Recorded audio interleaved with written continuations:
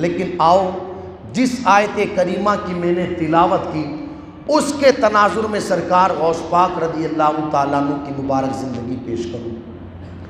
اتنا اونچا مقام، اتنا اونچا مرتبہ، مگر خدا کا خوف کیسا تھا، سینے کے اندر رب کا ڈر کیسا تھا۔ آج اگر میں آپ لوگوں سے کہوں کہ بھائی اللہ سے ڈرو تو سب کا یہی جواب ہوگا مولانا کیسی بات کرتے ہو، کون اللہ سے نہیں ڈرتا، سب اللہ سے ڈرتے۔ اگر ہم اللہ سے ڈرتے تو نمازیں نہ چھوڑتے، اللہ سے ڈرتے تو جھوٹ نہ بولتے، اللہ سے ڈرتے تو حرام نہ کھاتے، اللہ سے ڈرتے تو زبان سے گالی گلوچ نہ نکالتے، اللہ سے ڈرتے تو معاذ اللہ راتوں کی تنہائیوں میں گناہ نہ کرتے، ماں باپ کو ستاتے نہیں، نشہ نہ کرتے، جوا نہ کھیلتے۔ ہم نے اپنی زبان سے کہا تو ہے کہ ہم اللہ سے ڈرتے ہیں، مگر صحیح معنوں میں ہم اللہ سے ڈرتے نہیں۔ اللہ سے ڈرنے والے اور ہی لوگ تھے۔ اگر اللہ سے ڈرنے والوں کو دیکھنا ہے تو پھر سرکار غوث پاک رضی اللہ تعالیٰ عنہ کی مبارک زندگی پڑھے تو پتہ چلے گا کہ اللہ سے ڈرنے والے کیسے ہوتے ہیں۔ 40 سالوں تک عشاء کے وضو سے فجر کی نماز سرکار غوث پاک رضی اللہ تعالیٰ عنہ نے پڑھی، ہم نے بارہا سنا۔ 15 سال تک ایک پاؤں پر زور دے کر قرآن کی تلاوت اس شان سے کی کہ عشاء کی نماز کے بعد تلاوت شروع کرتے اور فجر سے پہلے غوث پاک کا قرآن پورا ہو جاتا۔ غیب سے ندا آتی عبد القادر ادھر تیرا قرآن مکمل ہوا، ادھر ہم نے اپنی بارگاہ میں تلاوت قرآن کو قبول فرما لیا۔ آپ دیکھو کیسی عبادت ہے، کیسی تلاوت قرآن ہے۔ سخاوت کا عالم یہ تھا، ہزار روپے روزانہ سرکار غوث پاک رضی اللہ تعالیٰ عنہ کی خدمت میں آتے، مگر شام بعد میں ہوتی اور سارا پیسہ غریبوں میں صدقہ پہلے ہی کر دیا کرتے تھے۔ یہ سرکار غوث اعظم رضی اللہ تعالیٰ عنہ کی مبارک سیرت، ہر اعتبار سے بے مثال زندگی، مگر پھر بھی دل کے اندر خدا کا خوف کیسا۔ شیخ سعدی شیرازی رحمت اللہ علیہ فرماتے ہیں ایک مرتبہ میں حرم کے اندر کھڑا تھا خانہ کعبہ کے قریب، تو میں نے دیکھا کہ ایک شخص ہے جو کعبے کا غلاف پکڑ کر کے رو رہا ہے اور اللہ کی بارگاہ میں دعا کر رہا ہے، مولا اگر میرے اعمال اس قابل نہ ہو کہ تیری بارگاہ میں قیامت کے دن پیش کیے جا سکے تو مجھے قیامت کے دن اندھا اٹھانا۔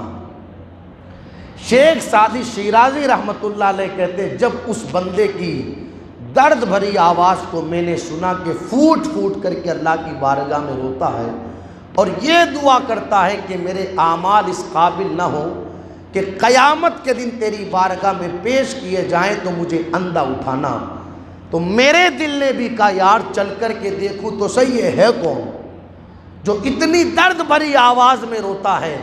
شیخ سعدی شیرازی کہتے جب قریب پہنچا اور جا کر کے اس بندے کو دیکھا تو وہ کوئی اور نہیں، پیران پیر سرکار عبد القادر جیلانی کی ذات تھی۔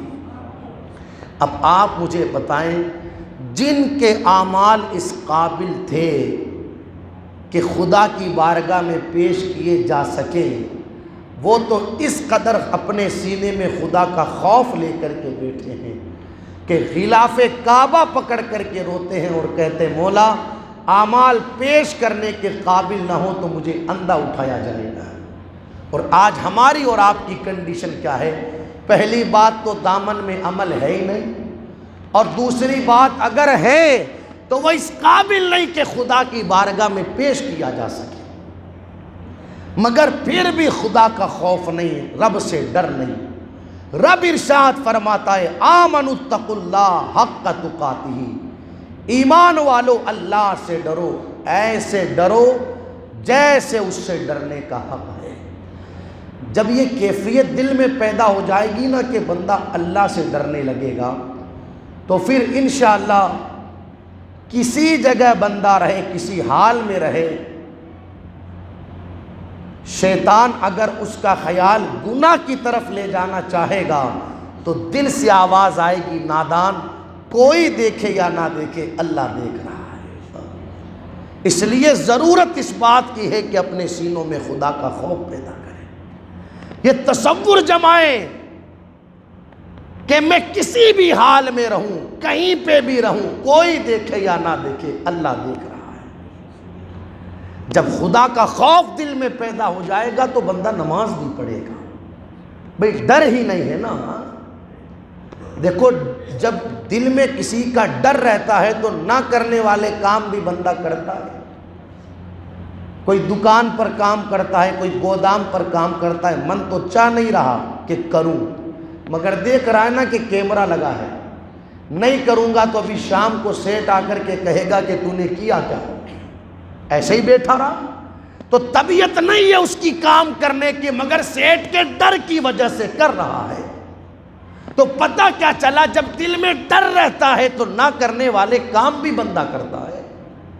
دنیا والوں کا ڈر دل میں بسایا، کیا ہی بہتر ہوتا کہ سینے میں خدا کا خوف پیدا کیا جاتا۔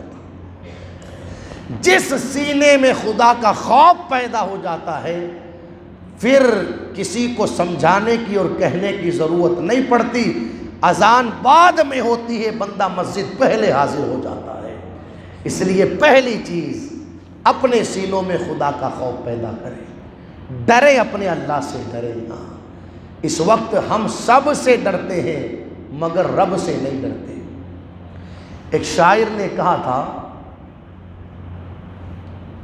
جو ڈرتے تھے خدا سے وہ چھا گئے دنیا پر، اور جو ڈرتے ہیں دنیا سے انہیں کھا گئی دنیا۔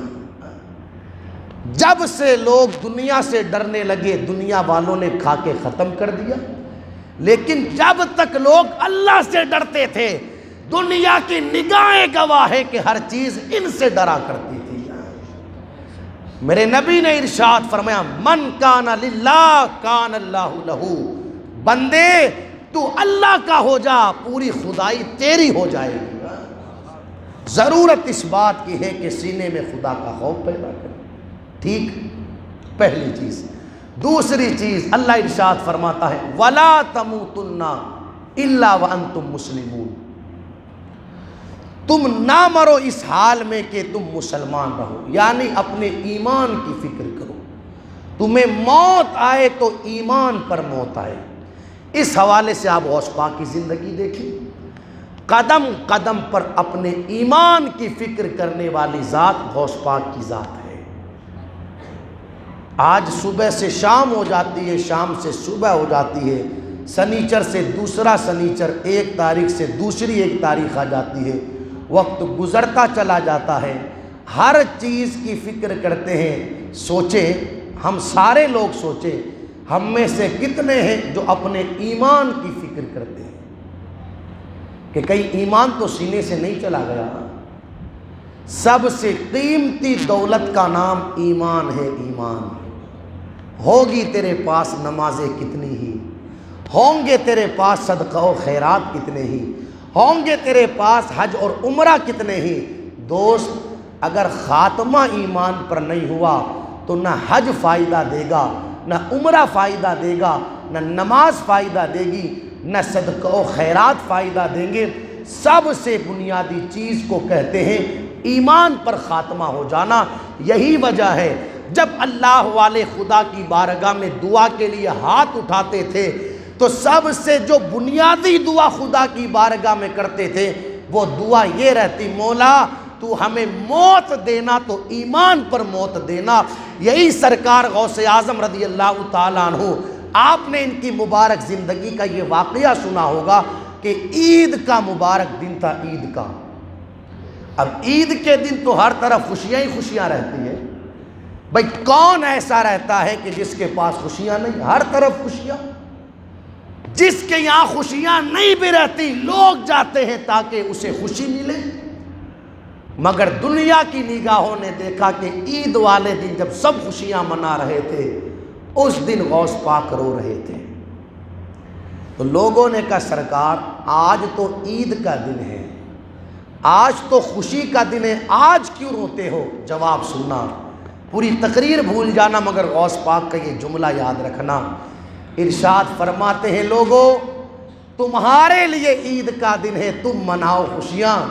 عبد القادر جیلانی کے لیے تو وہ دن عید کا دن ہوگا جس دن عبد القادر اس دنیا سے ایمان کے ساتھ چلا جائے گا۔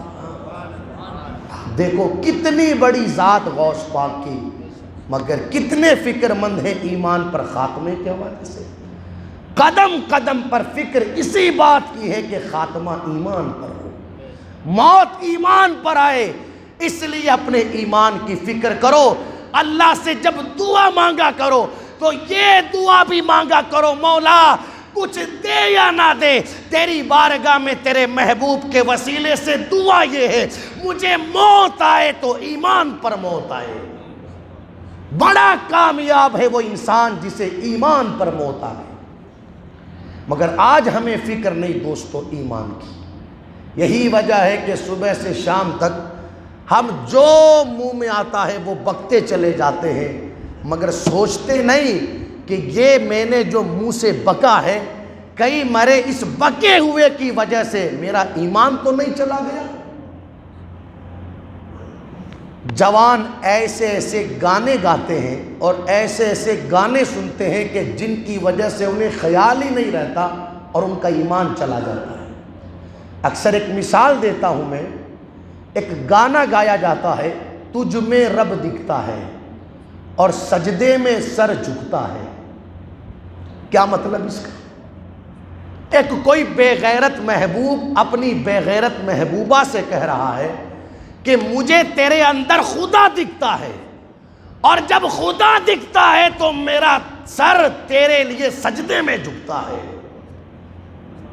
گایا جا رہا ہے، اسے خوب شادیوں میں بجایا جا رہا ہے اور ناچا کودا جا رہا ہے، موج مستیاں کی جا رہی ہے، مگر کون بتائے ایسے لوگوں کو کہ نادان تجھے پتہ ہی نہیں، کفر بکنا جس طرح کفر ہے اسی طرح کفر کو پر راضی ہونا یہ بھی کفر ہے۔ کسی نے کفر بکا یہ بھی کفر، اور کوئی کفر سن کر کہ اگر راضی ہوا تو یہ بھی کفر ہے۔ نتیجہ کیا نکلا؟ ایمان تو گیا ہی، شادی شدہ تھا تو نکاح بھی ٹوٹ گیا، کسی پیر سے مرید تھا تو بیعت بھی چلی گئی۔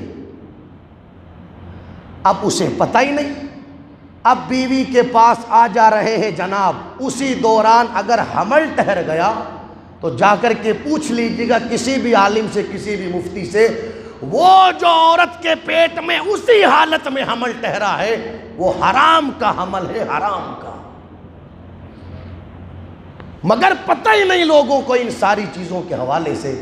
ذمہ داری بنتی ہے دوست اپنے ایمان کی فکر کر، قدم قدم پر ایمان کی فکر کر۔ جس طرح سفر پر جاتے ہیں اور بھیڑ رہتی ہے تو کیسے بار بار ہاتھ جیب کی طرف جاتا ہے، کوئی موبائل نکل تو نہیں گیا، ہاں وہ 5000 روپیہ جیب میں تھا گر تو نہیں گیا، ہاں جس طرح تو قدم قدم پر موبائل اور پیسہ سنبھالتا ہے، اس کی فکر کرتا ہے، اسی طرح تجھے قدم قدم پر اپنے ایمان کی فکر کرنی چاہیے۔